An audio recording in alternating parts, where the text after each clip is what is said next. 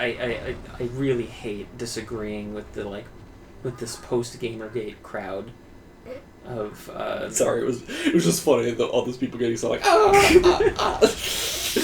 I really fucking hate agreeing with this post-gamer. I just imagine me in the mech having this impassioned discussion while we're just casually mowing down all these people.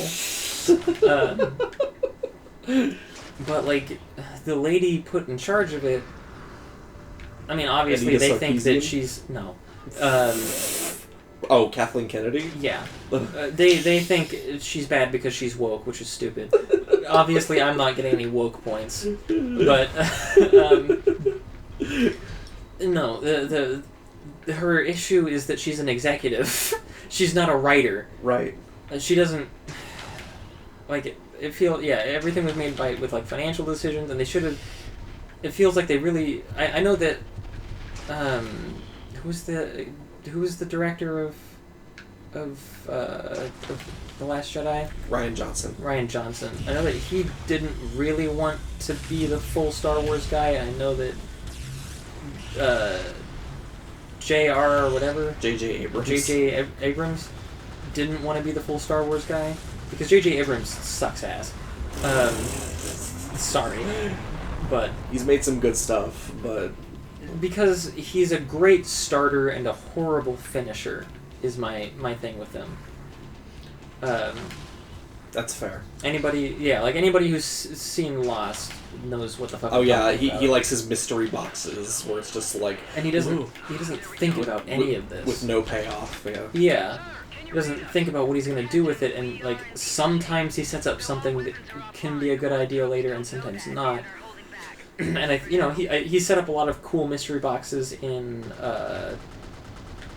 the number 9 or number 7 that number 8 also did interesting things with, like having Luke. I actually really like. I know that some people hated it, but I legitimately think people are just immature. I really liked that Luke is this washed up old hippie that he was the main hero, and he was riding his high trying to start this Jedi Academy, but there are their own fucking difficulties doing that, and he fucked up really badly, and it made him don't cynical. I like that. That was cool. It was interesting, yeah. I like that a lot. I don't know, I feel like the concept of Luke that everybody keeps telling me about that they wish they put in there just sounds so fucking boring. They want old EU Star Wars, I think. Yeah, where he's a messiah figure, and he's always Luke. And I mean, Book Luke isn't always perfect, but he's mostly perfect. And he's always the good guy. He's usually in the right. He's the wife who's She has a big titty goth GF. Yeah, she's like a dark side adept that he fixes because he's so good. I can fix her. I don't understand the appeal to you people. It sounds so fucking boring. Does they turn him into a Mary Sue or Gary Stu? A little bit. It's fine for the stories they're telling in that EU to have, because fantasy. It's fine if your fantasy story has a straightforward good guy protagonist. Yeah. But compared to this compared to a Luke that has as much to learn from his pupil as his pupil has to learn from him, I just do not understand why you would want to flatten him. Why you'd want him to be less interesting and give Rey nothing to do but gawk at things, she doesn't have too much of a problem doing that. You know? Yeah, Rey is the new generation, looking at the old generation, whoa, look at how cool they were, and all that, you know? Yeah, and I think Rey is super wasted. Oh, yeah. And I feel like this is another thing that litmus test why people think Rey is bad is a great way to show if what they shit value. or not. Yeah. Yeah, I think it's wasted potential, and I think a big thing with Episode 9 is they kind of were just going back on things that were set up in Episode 8. It was almost just like course correcting due to like the backlash that they got. Yeah. Because it's like in Episode 8 there's the reveal that your parents were nobody, you're nothing, you come from nothing. But that was so cool. It was cool, and then they completely do a 180. It's just like, oh no, actually you're Palpatine's granddaughter. It's just like, what? Palpatine, granddaughter with who? Why does Palpatine have a wife? What? It's just so fucking strange. It is. Just like, I don't get it. Why would you do that?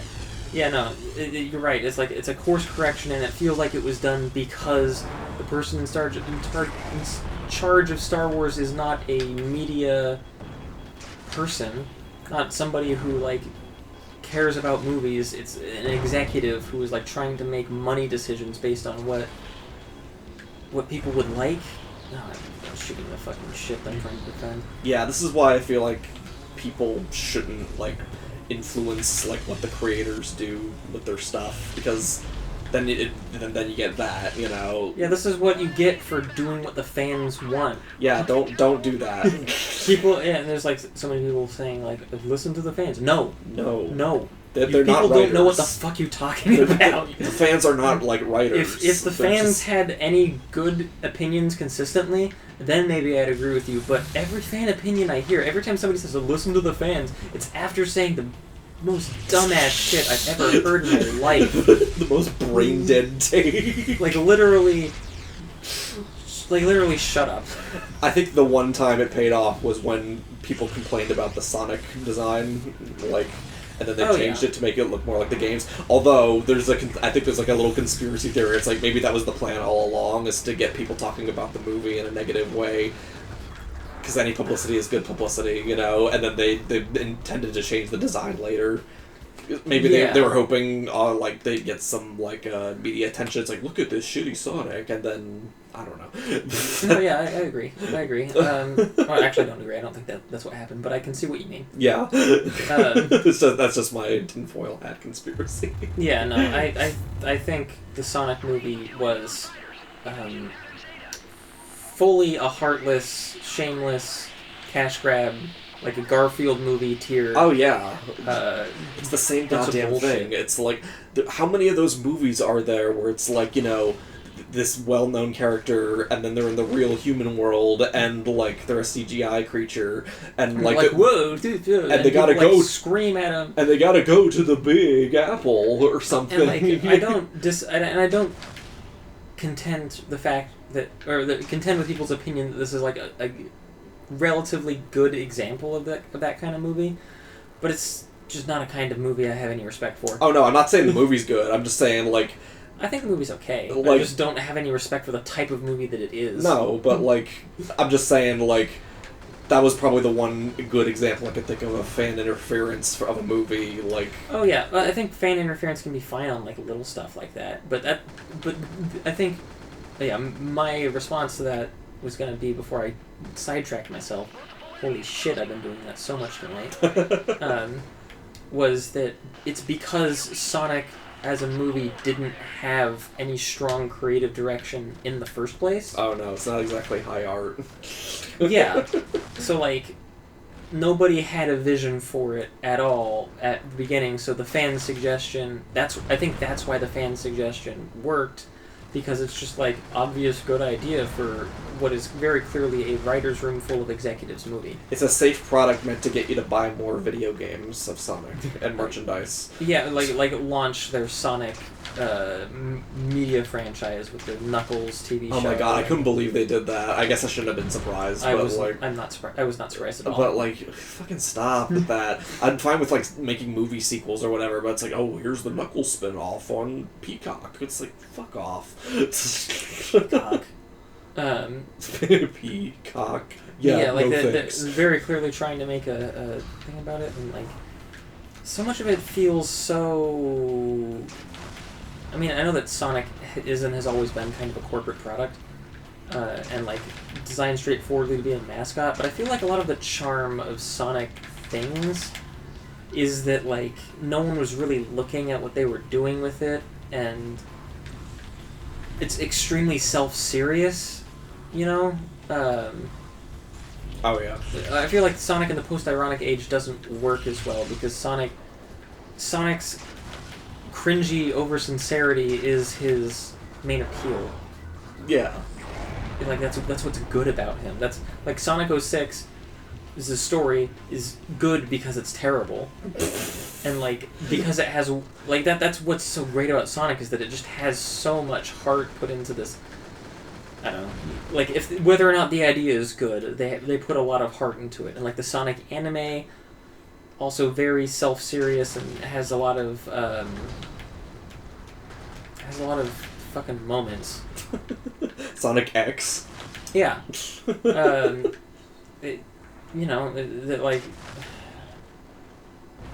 it doesn't feel like the people who are making Sonic think it's cool, and Sonic's like the cringiness of Sonic is in his sincerity, and I just don't feel that sincerity with any of the new Sonic stuff. No. It's such kind of a shame. Not even a little bit. And people were talking about it like it was so good. I don't fucking get it. Yeah, no, they're very mediocre movies. I mean, like, they're not the worst thing I've ever seen, that's for sure, but, like... I feel like that was it, is that, like, the people who wanted to say it was good were able to say it was good because people who have an understanding of movies, like... would say that like it's not terrible. I just think the bar is so fucking low for video game movies. Where it's like if it's not like a trash fire, then people will think it's good. You know. That's very fair. Yeah, I think you're on the ball with that. Yeah, I think the video game adaptation curse has kind of been broken with the inclusion of the shows because like the Last of Us series was really popular and well received, and so was the Fallout one that just came out recently. Oh yeah, people like that. I haven't seen it at all. I feel like the curse has been broken by that, but like the movies are still not like, yeah, they're still cursed. Yeah, because I think it's like they're cursed for a different reason now. They're. Did you see the Mario movie? Yeah. What do you think of it? I thought it was alright. Again, it wasn't anything earth-shattering, but like. It was, yeah, that's the thing. That's exactly what I thought about it too. It was like straightforwardly what I expected and did it competently. I wouldn't mind watching it again from time to time just because I like it visually and like it's cute. Yeah, like it's inoffensive is the thing. You know, there's nothing like terribly wrong with it. But I think it does also show the core problem with video game movies now as opposed to video game movies then. Is video game movies then problem was that they were like schlock. Oh yeah. And the problem with them now is that they're like corporate fucking focus tested. Oh yeah. Very safe Mm-hmm. movies. Because I feel like you know, back in like the 90s and early 2000s, I feel like gaming was still like picking up a bit, and I'm not sure movie people knew how to handle it, or they didn't really understand it. You know, so like you had crap like the Mario movie from '93. I actually have more respect for nowadays. I know it's not good. I actually like it, but like maybe not for the right reasons. No, yeah, I respect the adaptation. Like I respect the adaptation changing a lot to try and move the Mario franchise into something that would work as a film. I think it's neat. Yeah, like it's really fucking weird, but I kind of like how weird it is. You know, like it's creative. I'll give it that. Like because like it didn't just copy and paste shit from the games. It's just like it did things in an interesting way. You know. Yeah. Yeah, I definitely appreciate that about it. I almost wanted there to be Mario the movie, the game. Like they did that with Street Fighter, the movie, the game. Oh yeah. I wanted them to do. Street Fighter was campy. I liked that. Street Fighter. I didn't actually see the movie, but I'd like to. I've absorbed it through cultural osmosis, and I like that it's campy. Or like the Mortal Kombat movie from the time. Good. I think I've seen that, and that was really like corny and stuff. Yeah. I don't know. In this age of everything being the same type of like Marvel movie like formula, like you know all these everything's trying to make these really really safe bets, and everything has to be a mega blockbuster that makes $1 billion. You don't have B movies anymore. Yeah. You definitely don't have C movies anymore. No. that makes it all like, I don't know, you don't see that. It used to feel like these giant movie events were something special, and they put a lot of effort into making them really good, like the Lord of the Rings movie. Oh, yeah. And then now it feels like it's all The Hobbit, where they just do it. It's all bloated and, like, drawn out, and it's just like... Yeah, they do it, and, like, they do it because some executive thought it was a good idea to try and replicate what was popular about the last one, because that seems like a safer bet. But no, the safer bet is to... Well, there is no safe bet. It's a movie. You're making an investment. I feel like we should just, as a society, stop encouraging people to... Oh, God damn it. Oh. Stop encouraging people to... Not that we're really paying attention. I'm not caring about the game very much at this point.